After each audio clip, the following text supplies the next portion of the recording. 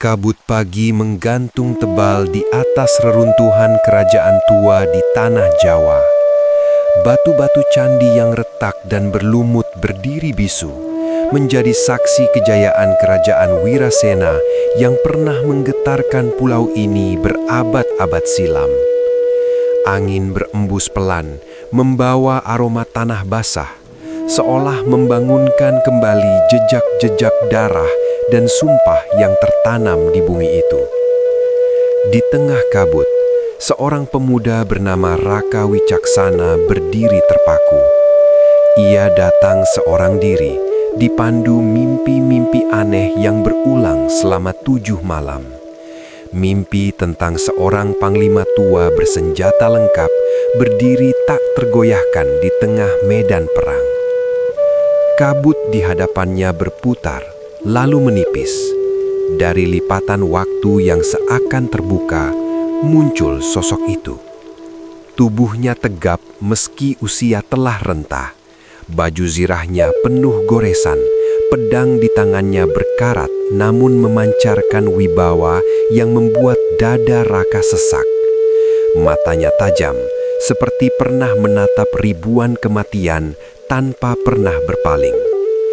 Dialah Mahesa Wiratma, panglima perang legendaris kerajaan Wirasena. Raka menelan ludah, lalu berlutut dengan gemetar. "Eyang Panglima," suaranya nyaris tenggelam oleh desir angin. "Benarkah engkau tak pernah mundur dari satupun peperangan, bahkan ketika maut sudah di depan mata?" Mahesa Wiratma menatapnya lama. Suara nafasnya berat, namun tenang. "Aku memang manusia, nak," jawabnya akhirnya. "Aku merasakan takut, lapar, dan sakit. Namun seorang panglima tidak hidup untuk dirinya sendiri. Mundur bagiku bukan soal langkah kaki, melainkan tentang runtuhnya harga diri kerajaan." Angin berdesir lebih kencang. Dalam sekejap, Raka seperti melihat bayangan ribuan prajurit roboh. Darah meresap ke tanah yang kini ia pijak. Raka memberanikan diri bertanya lagi. Bukankah mundur terkadang perlu demi menyusun kekuatan kembali? Mahesa menggeleng pelan. "Mundur boleh bagi mereka yang berperang demi kemenangan," ucapnya tegas. "Aku berperang demi janji leluhur.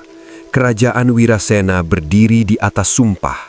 Tanah ini dijaga sampai nafas terakhir. Jika aku mundur, sumpah itu patah." Kata-kata itu menghantam batin Raka. Ia menatap pedang sang panglima, besi tua yang lelah, namun seolah menyimpan ribuan kisah keberanian. "Bagaimana engkau bertahan saat pasukan musuh lebih banyak dan para prajuritmu mulai gentar?" tanya Raka lirih. Wajah Mahesa mengeras, namun sorot matanya menyala. "Aku berdiri paling depan," katanya. "Saat prajurit melihat panglimanya belum jatuh, rasa takut mereka runtuh lebih dahulu daripada tubuhku. Keberanian adalah api, cukup satu nyala untuk membakar ribuan jiwa." Kabut mulai menipis. Cahaya keemasan matahari menyelinap di antara reruntuhan kerajaan Wirasena. Raka panik. "Eyang, apa pesanmu bagi generasi setelahmu?" Suara Mahesa terdengar, meski sosoknya hampir lenyap. "Ingat ini, nak. Tidak semua perang dihadapi dengan pedang.